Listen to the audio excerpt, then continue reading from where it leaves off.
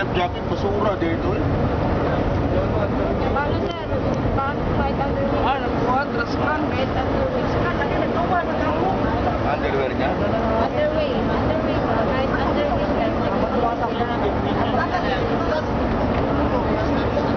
Habang tumatakbo naglilinis, bawal yun.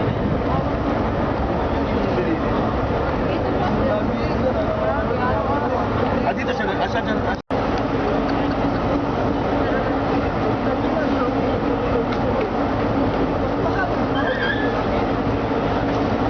Kala ko dito sa